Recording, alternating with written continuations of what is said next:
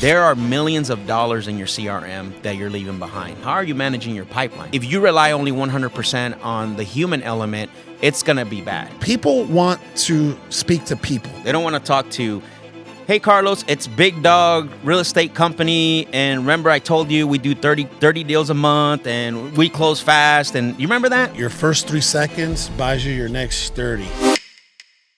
Welcome back to the Property Podcast, where we help you turn your property into profits and we keep real estate real. Today, we're going to show you how we are averaging 7 to 10 deals per week, week in, week out. But before we go there, let me introduce my co-host, Mr. Max El Cerrado. What's happening, everyone? Man, I'm Jimenez. stoked for today, bro.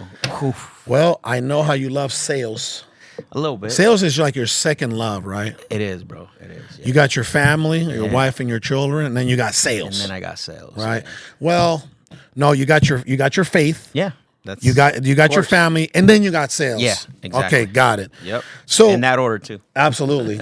So let me ask you, bro. What we're seeing upstairs is very few people in the country are doing it. Yeah. Right? 7 to 10 deals. We're I love what we call it. On the road to 100 deals per month, right? Yep. On the road to 100 deals per month. So 7 to 10 deals right now a week, on the road to 100 deals per month consistently. Why are we like, what's going on upstairs? Man, how much do you want to let loose? Okay, well, here, these are some things that I've seen that I'm just like, I'm just blown away, right? We got we got a kid up there, Steven. Yep. New guy. Really nice guy. Sales guys, never had real estate experience, actually. Yeah. As far as like acquisitions go, Correct. right?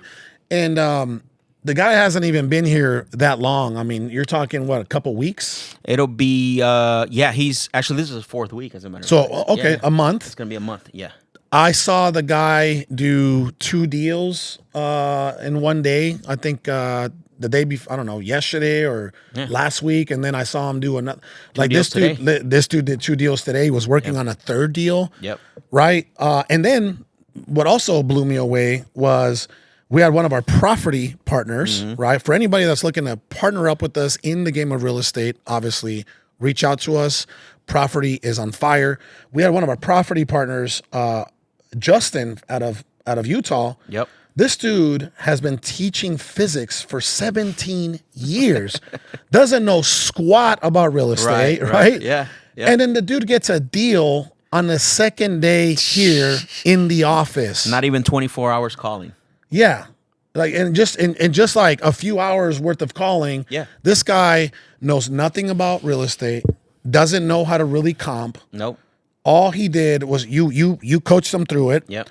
Followed the script. Yep. Followed the process. Yep. And then gets a banger out in Maricopa, Arizona. Yeah.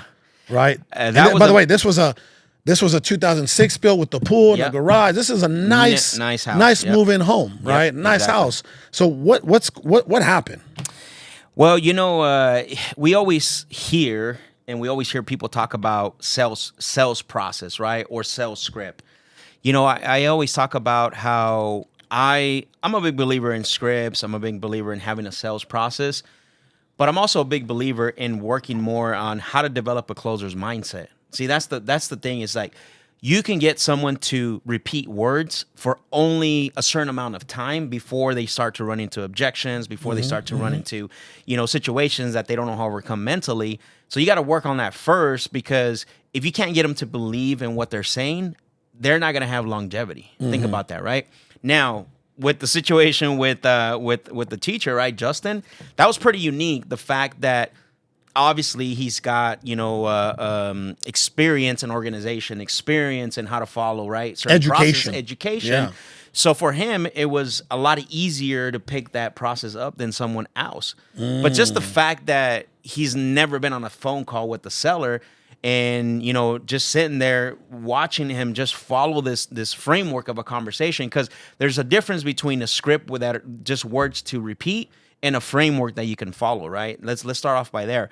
So just seeing him follow the framework and how you put the seller through each step because it was laid out for him, that was amazing, bro. Honestly. You know, I was blown away, right? Especially when I found out that he was a physics teacher, never had any sales experience. He's been educating for 17 years up in Utah, man. I was like really blown away, and it just speaks volumes about, you know, the wordplay and the sales process that we actually have here. Yeah. Where, you know, a new person can come into this organization and start locking up deals within their first 30 days. Yeah. Multiple deals in a day. Yeah. Right? Remember when we started doing when we started bringing in more new people, imagine these Steven is new, a few other people are new, and you asked me a question. You said, when do these guys get on the phone? 30 days, 30 days or whatever, 3 weeks, 4 weeks. I said, no, their third day here. Yeah. And you were kind of a little blown away by that, right? Yeah. But I said, obviously, they're not going to start calling the new leads or the hot leads. They're going to start taking reps. Just start taking reps. Yeah. And the biggest thing that I focus on when we get somebody on the brand new person, right, is I always tell them, focus on page 1 and page 2. That's it, which is knowing how to understand if you're having an actual conversation with the seller or not, identifying if this is a prospect or a suspect, uncovering or discovering if this is someone you're going to put through like a whole qualification process. So if you can do that first, like if you and I are talking, right, and there's really no dialogue in regards to no cooperation, no engagement, like I'm probably going to end the conversation, right? So that's how we get them to get good to understand, are you having a dialogue with someone or is it more of interrogation? You call them a prospect or a suspect? Yeah. Why a suspect? Because suspects only want to steal information, right? They want to know how much you pay. They want to know what you can do for them. And then they lie to you. They say, hey, I do like you. I might do work from you. Or I might work with you. And then guess what? They hide from you afterwards, right? You know, I always say this, that it should take you no more than maybe 5 to 8 minutes to be able to identify if you're dealing if this is a real deal, right? Absolutely. So I think that's key, right? Yeah. I think that's key in a process, because that's the whole thing, brother. Yeah, like, honestly. Yeah, imagine you get caught up, right? Because you have to be a personable acquisition guy. Yeah. And you have to, ask tough questions, build rapport, etc. But let's just say you go through this whole 30, 40 minutes of dialogue, and then it turns out that this person doesn't even qualify. Wasn't right? real, They're yeah. upside down on their house, which means they have no equity. Exactly. Or they were just secret shopping. Window shopping, window right? shopping. They were just window shopping. If you imagine at that point, if you're working an 8-hour shift, and one of those hours is lunch, right? And you're going through at least 3 of those a day, that's going to really reduce your production. Yep. Which at that point, if you reduce your production, then you're going to reduce the conversations that you're having and the offers that you're making and the shots that you're taking, right? Yeah. So it's a domino effect. Yeah. And then you'll get discouraged and quit. Yeah, you're like, dude, I'm not like a professional therapist here, right? Like I'm just sitting here listening to people's problems, and at the end of the day, they got nothing to sell, right? Exactly. And there's no opportunity for either one of us, the seller or myself, right? Yeah, and on the other hand too is we've seen, I don't know if you ever done this. I've never been a fan of this, where it's like, okay, guys, today's goal is for you to give 50 offers, you give 60 offers. And so you're just giving offers without really having a high-level conversation. I don't think that's also productive either. No, I think at that point you're just throwing, crap at the wall. Yes, right. You're just throwing crap at the wall, and in my opinion, at that point, you're not really maximizing on the leads that you paid for. No, you don't. Yeah, right. Exactly. That's very important. We were just talking about this yesterday about how so many real estate wholesalers and wholesale companies, they're so caught up and concerned about new leads every single day, right? But what about the old leads? Like yesterday's leads, what happened to those? Like we just, shove them, like push them under the rug, right? Yeah. How important is following up on the leads that you get? Well, let's just start with Justin. That deal he got in Maricopa was a lead from October of last year. That's right. Right? So October. Almost a year later. Almost a year later. So when you think about that, I think you've said this before. I heard you, and I've said this before as well. It's like there are millions of dollars in your CRM that you're leaving behind, right? That you're not calling, following up with. And like we were talking about this yesterday. What I was saying is there's the lead generation factor, there's a lead management factor, and then there's the lead conversion, right? All equally important, because if you don't generate leads, then you're not going to get deals. If you don't convert, you're not going to make money. But the biggest one that sticks out that should be like the big factor is the lead management, right? Is how are you managing your pipeline, right? Who are your hot leads? Who are the ones that you're following up with? Who are the ones that you should probably back up a little bit of focus on the hot ones, right? Like who are if you can get to a point, and let's be honest, you cannot depend on the human element. So that's where systems have to come into play. And I think Prospect X is doing a phenomenal job for us with that. Because if you rely only 100% on the human element, it's going to be bad, right? Because closers want the shiny, the new, like, give me another one. Let me go bat a new one, because they're terrible at follow-up. But if you can help them out with systems, I think that's where we can see, where the follow-up now. And here's the other thing. I mean, I think you would agree with this. I want to ask you this. Typically, you're going to see the norm is about 8 to 12 follow-ups, touches before you actually come make to a sale, right? yeah. Before you make a sale. Yep. That's pretty standard, I believe. So what you're saying is that efficiency is key, right? Efficiency is key. The way that you're managing your pipeline is just as important as the marketing that you're doing and as closing the deal. Okay. I believe that one thing that we're getting really good at is that lead management kind of operational back end, right? Where we have lead managers from Call Geeks do a lot of the heavy lifting on the countless leads that we already have in there, right? Correct. Yep. In the CRM. And then those lead managers making contact again, and then opening up the dialogue again, and then maybe bringing some of those leads back to life. And then if it is a closable deal, right? Alley-ooping that prospect back to a closer, right? Yeah, absolutely right. I love that you brought that up, because closers are not follow-up agents. Yeah. Oh, closers, God, yeah. They're not. No. They hate it. Good closers are... They're not cold callers. No, they're not cold callers. Right? They're not Yeah. follow-up agents. They are closers for a reason, right? To close the deal. So my goal, honestly, for our team, and Steven, we're getting Steven there and a few others, is for them to come in and their calendar is full of appointments, right? Where it's like they're focusing on those people that had said yes to the second filter, which is our lead manager, right? And then let our lead managers be the follow-up agents. Get those people back to life. As a matter of fact, I just did this. This is how we're having higher success. And I think I haven't told you this, so this is perfect for the podcast. So when we book an appointment and the seller does a no-show, they don't answer the phone, right? Because our appointments now, everything's virtual. We don't actually go there unless it's here. And they don't answer the phone. We put them on a no-show bucket where a text goes out and says, hey, just try to call you at a scheduled time. We weren't able to connect. I hope everything's okay. Well, guess what? Guess who's following up that no-show? Not our closers. It's the lead managers. The lead manager. Yeah. Yep. Got it. So automation is what you're saying on the back end, right? Yeah. Through a follow-up, a kind of drip campaign. Like, look at all these things that we're discussing for anybody out there that's listening, right? If you are running a wholesale operation, if it's just you, if you have acquisition managers, just pay close attention, because this is the stuff that people don't talk about, right? This is the non-sexy stuff. All you see on social media is what, like, checks. They don't even show you what their process is. They don't show you all the back end of what it takes to actually produce a check. It's not a one size fits all.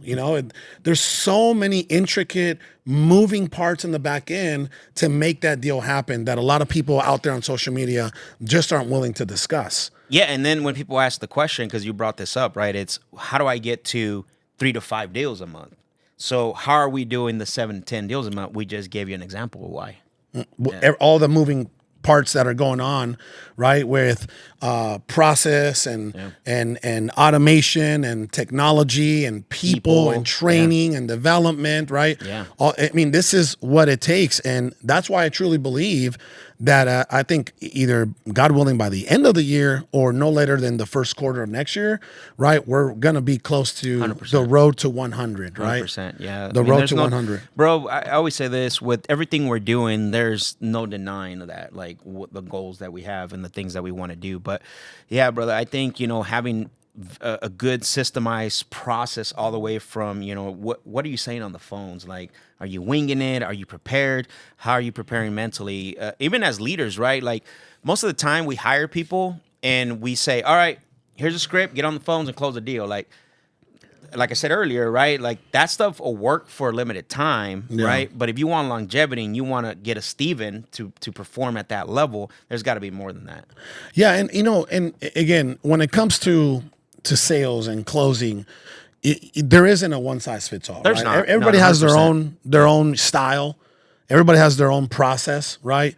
For how many pages is our closing process, our script? What is It's it? I think it's 4 pages. 4 pages. Yeah, yeah. I mean, there's people out there that have 15 pages, Yeah, right? I yeah. mean, at that point, it's kind of a dictionary, and that's a lot of information, right? I don't think I don't think it should ever be 15 pages. Nah, bro. I you think get more than 5 pages. I was going to like, say, I it's think way 5 too is like much, the yeah. sweet spot. I've never seen. I mean, at that point, dude, it's quite a lot. I mean, it's a whole book. Plus ours.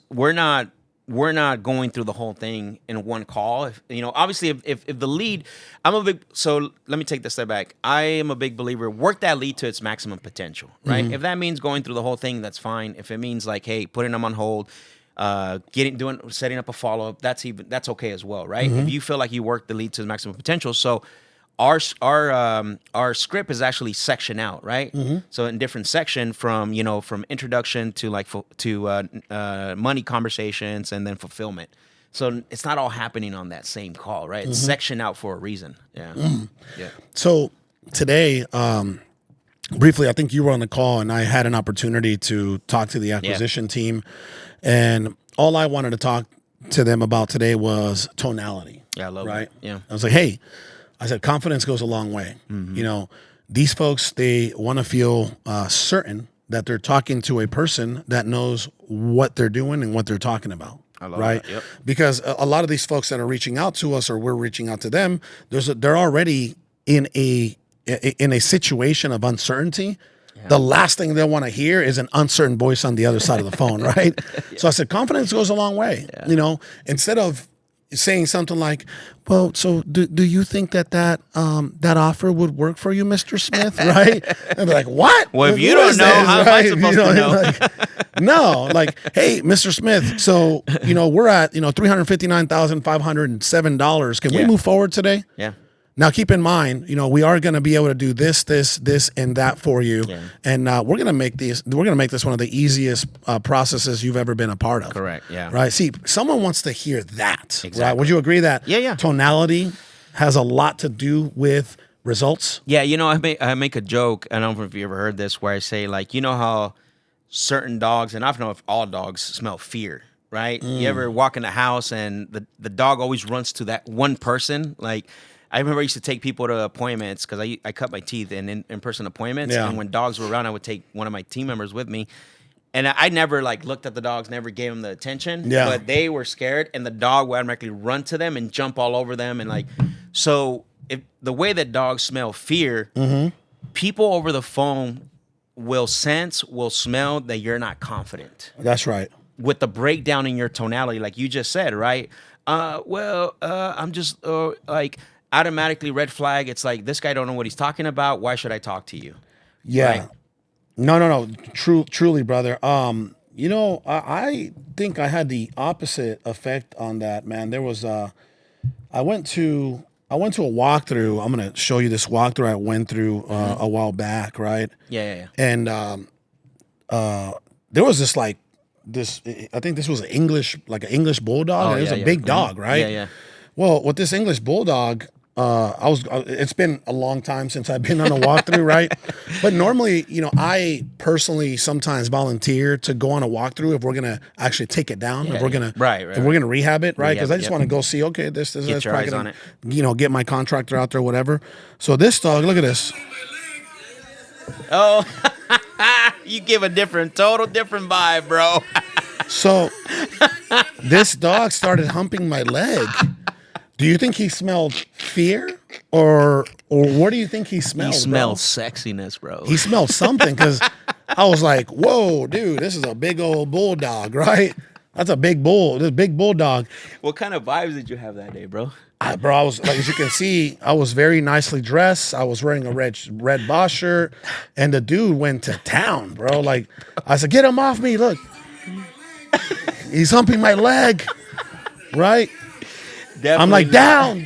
Definitely not giving scary vibes, bro. This dude was just, That's a big dog, bro. That's yeah. almost bro, your whole leg, right? He bruised my leg. Holy smokes, My legs, bro. this dude Never weighed. had that experience, brother. So that was wild, when, but anyway, the same goes for the seller on the other side of the phone, right? Exactly. You want them to not smell fear, but on the other side, smell trust. Clearly, this dog trusted me enough to hump my leg. 100%. Right? 100%. That's why I, for a very long time, and obviously that's one of the things that I tell our acquisition and our closers, is that never ever ask or say that you're looking for, or is Carlos there, or I'm just trying to reach. Mm-hmm. If you have the information, right? You have the name, you have the address, you have the phone number. When you call them, assume the relationship, right? Like, and the way you start the call matters a lot, because you have to portray confidence. Because you just said something very important earlier. You said these people are timid. They got something going on in their life. They're kind of running from everybody. They're kind of everything. Yeah, they're running from everybody. So what is the biggest thing that you can do to what I call pattern interrupt them? Is assume the relationship, and if I have your phone number, I'm not gonna ask, "Oh yeah, I'm looking for Carlos," or "I'm just trying to reach Carlos." No, they're gonna be like, "Who is this?" Exactly. It's like, "Hello, Carlos." Now, and I think I've said this on another. I don't know if I said this on another part. Like, I've walked somewhere before and I hear my name, it gets my attention. I don't know if that's happened to you, right? Yeah, of course. You're walking somewhere and someone else yells your name, it'll grab your attention because it just pattern interrupt you, and you're like, "Who's saying my name?" And so what we're doing on the line there, it's like, "Well, who is this?" I even had some people like, "I see what you did there. You acted like you knew me," and I said, "Of course." So I took that away completely, because remember, we only have 5 to 10 seconds to grab the attention, right? I always say your first 3 seconds buys you your most next crucial. 30. Yeah, absolutely. Right? Your I next agree with 30 that. seconds. I agree with Or in that. this case, sometimes your next 30 minutes, right? So if I was going to do a little role playing, I would say this is the way that I would, if you answer the phone, like if I'm trying to find you, right. you're right. I always assume that, assume the relationship. Yep. It would be something like you would answer. I'd be like, "Max, what's up, brother? How you doing, man?" Yeah. See, Yeah. Just, I oh love this. damn, who is this? Yeah, Hey, exactly. brother. It's Carlos, man. Yeah. We just spoke. We spoke 2 weeks ago. I've been trying to get a hold of you. Yeah. See, what people don't realize is that something, a tweak that small, will increase your conversion by a good percent.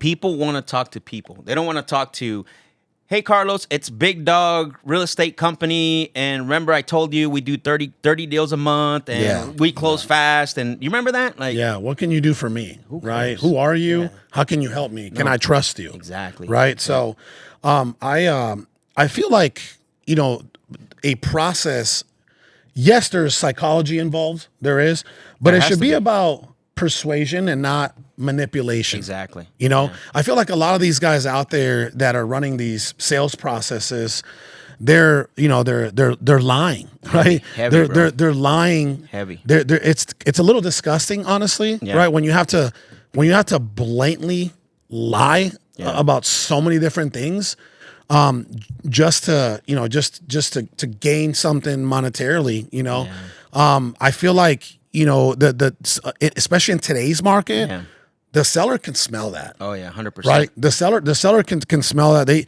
You're not the only company they're talking to, and a lot of these folks, these sellers are way more educated than they were 3 years ago, 5 years ago, 10 years ago. Yeah. Right. And they know when someone's trying to pull their leg. Exactly. Right. So for me, I've always been, I'm going to keep it very simple on what I call like the 4 phases of closing. Right. So for me, number 1 was contact, right? Yeah. Contact, like when you make contact, number one is contact. Okay, when I make contact, right, how am I, what does my tone sound like on the other side of that phone?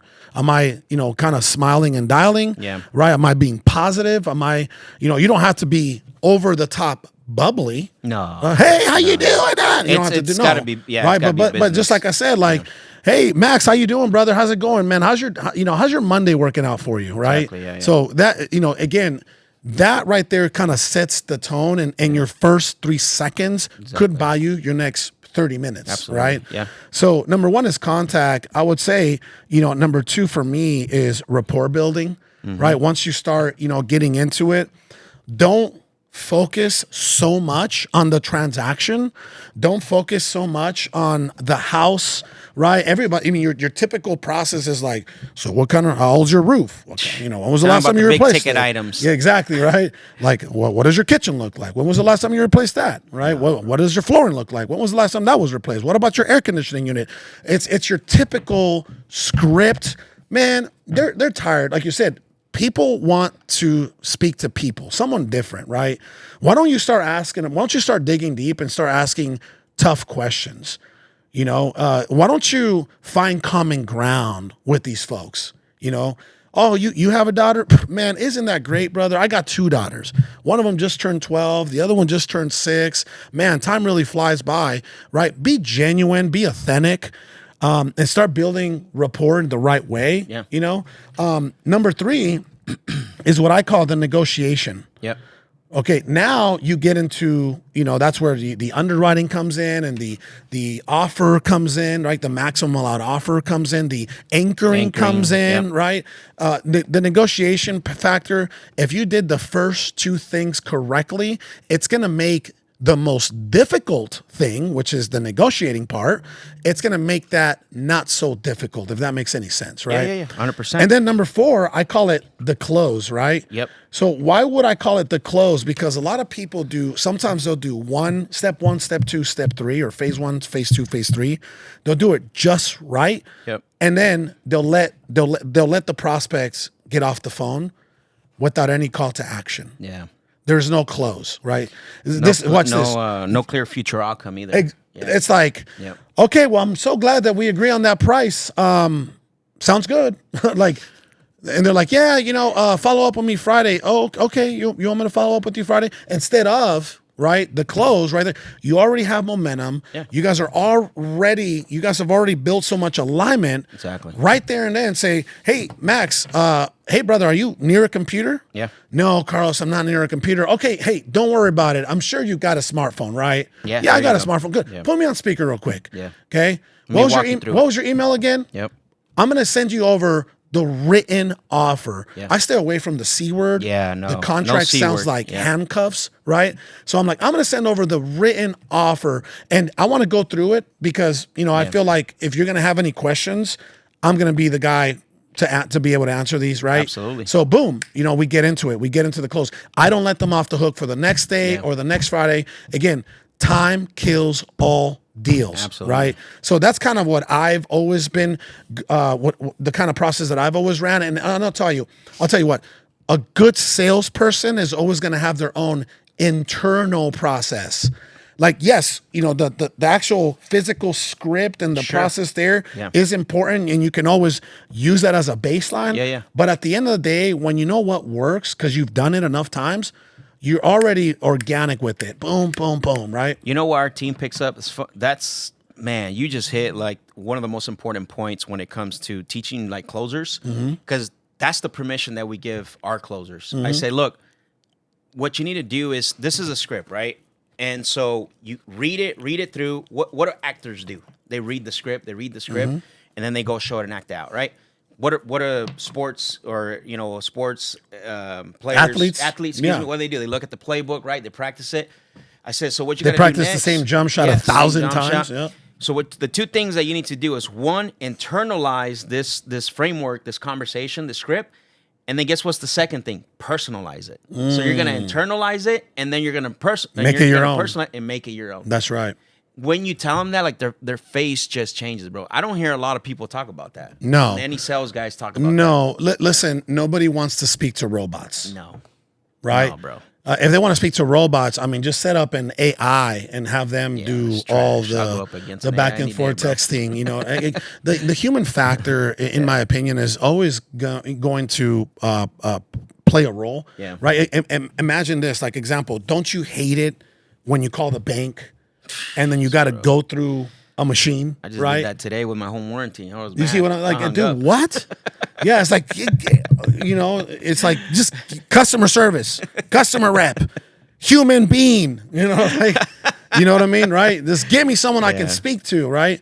But yeah, you know, the human factor is always going to play a role in this industry, and that's why, you know, I don't think we're ever going to be replaced. I think you know, it's interesting because I don't think people understand how important that is, right? Is the human factor in this transaction, because how many years have these people been in these properties?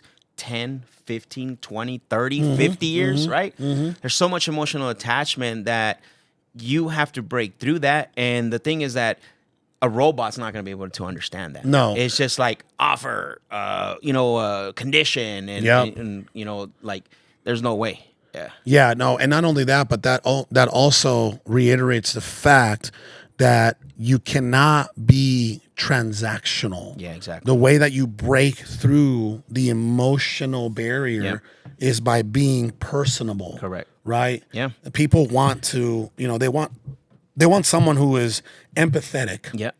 They want someone who can resonate with whatever it is that they're going through at that moment, whether it's a divorce, whether it's a loss of employment, whether it's relocation, whether it's an inherited property, whether they just need to cash out. You know, they just want someone to help guide them. Yeah, exactly. You know. So with that being said, brother, I feel like today was great for anybody out there that's you know, that's struggling to convert their leads into deals, right? I want to talk about next week on how we are I want to know how I want to talk about how we're doing, or we're accomplishing $67 cost per lead in good markets. Yeah, and this is Google AdWords, by the way, pay per click, right?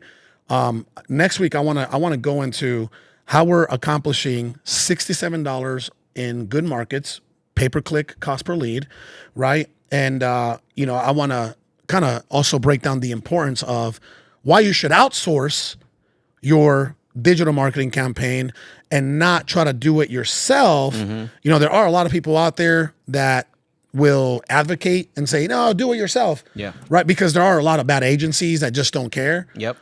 But at the end of the day, right, if you're looking to convert, you need to be focused on the acquisition side and not on the campaign management side, right? Absolutely. You just got to find the right people to work with. So, absolutely. With that being said, brother, any last words from you? Not much, man. I say, you know, professionals work on their craft consistently. I think that's one of the things that people don't understand. It's like they always want just information, right? Like, what's the best closing line? What's the best rebuttal for this objection? It's like those things are great within themselves, but if you don't work on your craft like a professional, right, you're never going to have longevity and become a very high-level closer. Yeah. Got it. Love it. Well, with that being said, if you enjoyed this show today, do me a huge favor. If you haven't subscribed, please do so. If you haven't like it. We don't charge a fee for the show, right? We bring it to you every single week at no charge, and share it with as many people as possible. Until next week, see you soon.